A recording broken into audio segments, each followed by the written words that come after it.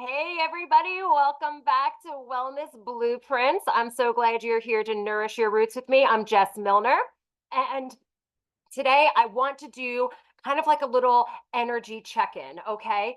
So let's see, this is coming out on Wednesday. That's the 14th of August. So we are kind of in the middle of a Mercury retrograde. And so you probably heard people talking about this. And so basically, this happens when the planet Mercury align the way that it's aligning in the sky looks like it's moving backwards. It's not moving backwards, but it looks like it is. So they call it a retrograde, and literally all of the planets, or at least, well, I don't know. Honestly, I'm not sure if it's all, but I think most of the planets can appear to be going in reverse at certain times of the year. So this happens like 3, 4 times a year, and it lasts for like 2, 3 weeks. And people have a lot of issues with technology, with communication, with travel, stuff like that. So I haven't noticed like a huge big amount of things personally, but I've seen a lot of other people like talking about how, their phones went down at the office and their printer's not working and things like that. And I did have an issue with my phone. It was not allowing me to share stories to Instagram and Facebook. It was just like, it would just like give me an error with really no explanation. And, because it's just, everything was way too full on the phone, because when you're a content creator, you have like all kinds of stuff on your phone all the time. So it happened during Mercury retrograde. So now the planet Mercury was named after the Roman god Mercury. And in Greek, Hermes is like the Greek equivalent. And basically, the god Mercury, he was a messenger, a god of like communication, was really good with speed and agility. So when this is working in reverse and retrograde, which, like I said, it's not actually going in reverse, things can get, a little wobbly and everything. So they tell you to make sure that you're reading contracts, 2, 3 times before you are signing anything. And, to just be prepared for, silly things going on. Maybe you're not able to get a good enough signal and people are going in and out, or like your Zoom calls are getting all fuzzy. I was on a call with some great ladies this morning, and everybody looked frozen. Not to me, but like to her, everybody looked frozen. There was like a little, fuzziness to it and everything, which isn't necessarily always there. So, these things happen. But nevertheless, it tends to be a time of year that the energy is just kind of weird. So even though I haven't personally been experiencing like too many problems with my technology and communication and stuff like that, like I said, I've seen a lot of other people, but I have noticed that the energy is just kind of rigid and weird. So and I mean, this happens and it can happen to you personally and like not to everybody else. Like sometimes people are like, oh, wow, I can't believe you just said that because I've been feeling that way too. Like everything just kind of feels off. I don't feel like myself. I just can't get going. And normally this time of month, I'm really good about doing A, B, and C. Or, like my kids have been a little weird, it's just kind of like the same thing of like at the full moon. You'd be like, oh, wait, it's the full moon. Maybe that's why my kids are being absolutely insane. Sometimes you don't even notice. But I wanted to do like an energy check-in because I have noticed like an uptick in like like kind of rigid energy around. And there are some really awesome quick techniques that we can use to just kind of like ground ourselves. Um, and so, I mean, the number one thing is to try and get some time out of your day, even like 5, 10 minutes to start, to just be quiet with yourself and focus on breathing and just get into a bit of a meditative state. It can be a little bit difficult at first, and especially if you have a neurospicy brain, because you'll be sitting there trying to relax and your brain's still going and you're thinking about how you're hungry and you want to eat chips and then what you're going to make for dinner and what you're going to, or, that'll be the time that you remember that you forgot to do something. So it takes a little bit of practice. Give yourself some grace. I mean, who cares? Just go back to your breath. I do use an app called Calm, CALM, and I don't have like an affiliate link for it or anything like that. They do have a free version. And then a couple years back, they were giving out, and maybe they still are, but they were giving out free um, memberships, the pro memberships to it, or subscriptions rather, I guess it's a subscription, but they were giving those out for teachers, and it included homeschool teachers. So I was able to hop on that. So I have, there's different music that I love to play when I'm taking a relaxing bath. They have all different types of meditations, guided meditations and music, and they have sleep stories. So you can like listen to this story as you're falling asleep. Sometimes I'll put those on like on a speaker, so that like when my kids were little, I would put those on. And well, one of my kids is still pretty little, but when the bigs were smaller, I would put on a sleep story for them or something. So that's a really cool app, especially if you are very new to meditation, because I know that it can be a little intimidating. But that's a really great way for an energy check-in. And you don't have to necessarily be in like a certain special spot on a special pillow or anything like that. You can just focus on your breath in other places. So when we talk about breathing, you know, you can kind of think of, your nose is an intake and your mouth is an exhaust. So your coming in, and it's like the thing that I thought of when I learned this, because when you breathe through your nose, you have, nose hairs in there and things like that. So it's filtering out some of the stuff that's coming in. So, and going in through your mouth, if there's no filter, things are just kind of coming in. So, of course, what do I think of when I learn this? I think of all the times that I've gone into a super stinky bathroom and been like, I'm not going to breathe through my nose because I don't want to smell it, because I'm like, you start gagging or whatever, depending on how nasty it is. And then thinking about it, and I'm just like, oh my gosh. So then I had to like make myself stop thinking of that. But in general, in through the nose and out through the mouth is like how you're supposed to breathe. And it does really make sense, right? There are certain particles in the air that your nose and that whole mucosal system inside there will help to filter out, so that not all that crud is getting all the way down into your lungs and, getting into your body and causing all kinds of problems and stuff like that. So now, just a simple thing to do for breathing, okay? So you want to have your mouth closed and your jaw relaxed. And then you want to put your tongue on the roof of your mouth. I've talked about this before, just behind your front teeth on the roof of your mouth, gently, because there's actually nerve endings there that are connected to your vagus nerve. So it does help to activate your parasympathetic nervous system. It helps to calm you down. And this is exactly why little kids are so soothed by sucking their thumbs, because it presses on that place. So place your tongue right behind your teeth there on the roof of your mouth, mouth closed, jaw not like, clenched or anything. And breathe in for 6 seconds in through the nose, and then 6 seconds out. And slow and steady, and we shouldn't be able to hear you. So, if I'm sitting next to you, I shouldn't be able to hear you, like, breathing in and out like I don't even know, like a walrus or something. I don't know. But we don't want to, it shouldn't be audible. And that's really just a great way to breathe. And we should be doing that like anyway. It should be, and it's kind of hard, right? Because we just kind of do this like mechanical breathing all the time, where we're just, like air's coming in, air's going out. But we do actually need to take in deeper, longer breaths and then exhale them for longer. Or I know I've talked about this before, that we excrete so much through our lungs, through our breath. So if you are detoxifying, if you are trying to lose weight, which is a lot of detoxification as well, these things are coming out through your breath.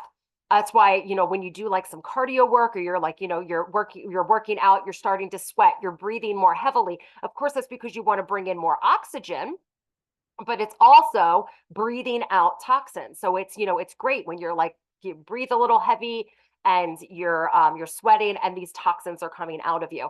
So on our day-to-day basis of just sitting and breathing, if we can remember to take more full breaths, even just stopping and go, okay, like when you're sitting at a stoplight or something, you can just sit there. I mean, don't close your eyes, because then, when the light turns, everybody's going to be all mad at you. So keep your eyes open, but you can practice doing your 6 seconds in, 6 seconds out, and bring yourself, just to be more aware of your breath for a great energy check-in. And you're going to realize how much calmer you feel when you focus on that for a couple of rounds. It's pretty amazing. Like just focusing on your breath for, like in and out for 6 seconds, like maybe like, five times. It's just, you're like, wow, I feel way more calm, and you feel a little bit more focused, like you have enough oxygen coming in. It's just, it really is very helpful, and it's just so damn simple. Um, okay, let's see. What else can we do? So another thing that I actually have taught some of my kids, and they do pretty well with, would be tapping. And there are a couple of different places where you can do tapping. You can tap right, well, if you're watching me on YouTube, you can see, but just at the upper chest, like right above your pecs there. You can tap to there, just very gently tap on either side. And I usually have my kids say something like, if they're struggling, like even though I'm struggling right now, they'll say like, I still love myself and respect myself, or something like that. Like whatever we kind of feel like in the moment. You can make your mantra whatever you want. But and then doing tapping on top of the head. Okay. You can do it down at your belly. There's actually, I mean, you can probably YouTube so many different wonderful, because I think there's different people will tell you different places, tapping right on the hand, right between like your thumb and your index finger, tapping there, and tapping. Sometimes people do it on the wrist. I mean, there's so many places that are really great. And really what it's doing is it's calming you down and focusing, and it's also gently reminding different areas of your body to do the things that they know how to do. So that can really be a great energy check-in as well. Another one that I just want to talk about is uh, like kind of like waking up in the morning and just having like this energetic bubble that you're envisioning around yourself and around your family. And part of the reason, I mean, I've talked to you guys about this a lot, really, where, do the best that you can, trust your body to take in nutrients and get rid of toxins. Trust your body knows what to do when you're exposed to things in your environment that we absolutely cannot completely avoid. And that your body can do these things. So, just kind of like this bubble around you, protecting you and your loved ones from some of those harmful environmental factors. But this will also protect from, like the really sourpuss mood that like this guy over here at the store has. And, misery loves company, and people will tend to like get into a nasty mood because this guy was in a nasty mood. And because we all have this biofield that's reaching out 6 feet around us and permeates through our bodies.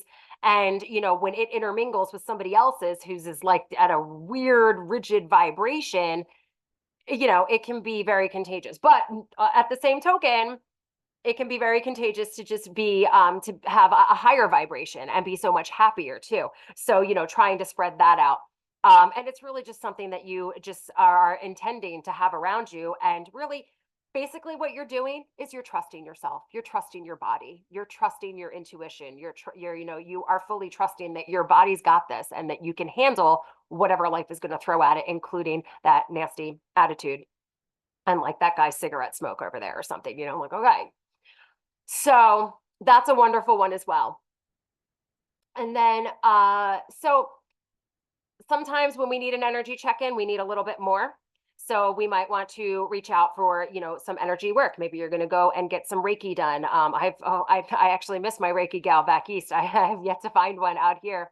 But that is always a wonderful way to balance out your chakras, balance out all these different, just all these different aspects, head to toe, and move some energy around, get rid of like some of these clogs. And so another route to go would be emotion code or body code. And I know that I actually just finished up writing some chapters for a book that I'm co-authoring. So that's going to be coming out in another few weeks.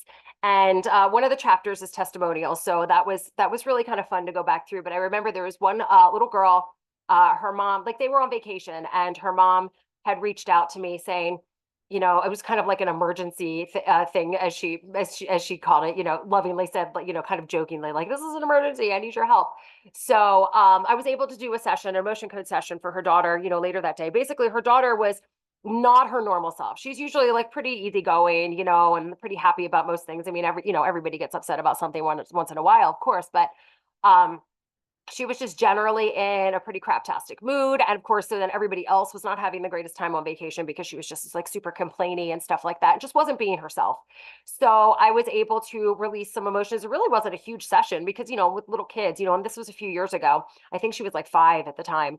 And so I did this session and she said that it was just like, I mean, like a weight was lifted from her within, I think I did it like probably after she was in bed. I don't really remember specifically, but the next day, her mom was saying like, she's a completely changed person. Like she's back to her normal self. Everything seems fine. And even once they got home from vacation, she was still feeling so much better and, was not, stuck in this nasty mood. Sometimes we just need to move some energy like that, and sometimes we're just not sure like exactly what it is that's like clogging everything up. So that's what emotion code and body code are really great for. I mean, people do have like instantaneous results. I've had that happen a lot with people saying like, wow, I don't know how you found this, but like there was this ping in my shoulder and you said that there were emotions there and I didn't even tell you about that. And the next day I'm like lifting and everything was like, it was so easy. Like, how did you even do that? And I'm like, I don't know. I just following the thing. um so there's instantaneous results, and then there's people who want to work with me over a longer period of time. But the cool thing about that, when you work over a longer period of time, is that the emotions and the traumas and the different things that keep coming up, that is just, I mean, that's just your subconscious telling you, where it is that you might need to dig in and work on some things on your own. Because in the end, I mean, I can't really do all of the trauma work for somebody, all of the energy work. It does need to be done by the individual because that's where the intention has to lie. You can trust a practitioner to help you, but you need to trust in yourself to actually have those lasting results. So energy check-ins are going to be a great way to do that.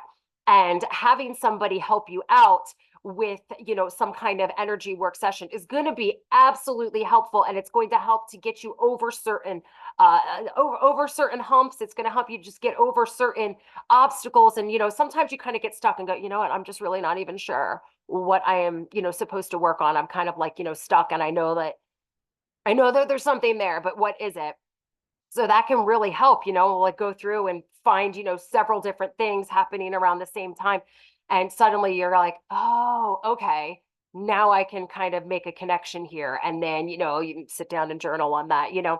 So it can be a really amazing help for that. But these energy check-ins, especially during something like Mercury retrograde, can be so helpful, especially like, I mean, if you're feeling frustrated, which it tends to be like more frustration, more like let me at them with like arguments. I've seen a lot of social media posts where people are posting things really just to kind of get an argument from people. And you know, I mean, there was a time in my life when I might have done similar things like that, but it really doesn't serve anything to just like stir up negativity all of the time. So, whatever's going on, whatever issue it is, there is a neutral space that you can keep.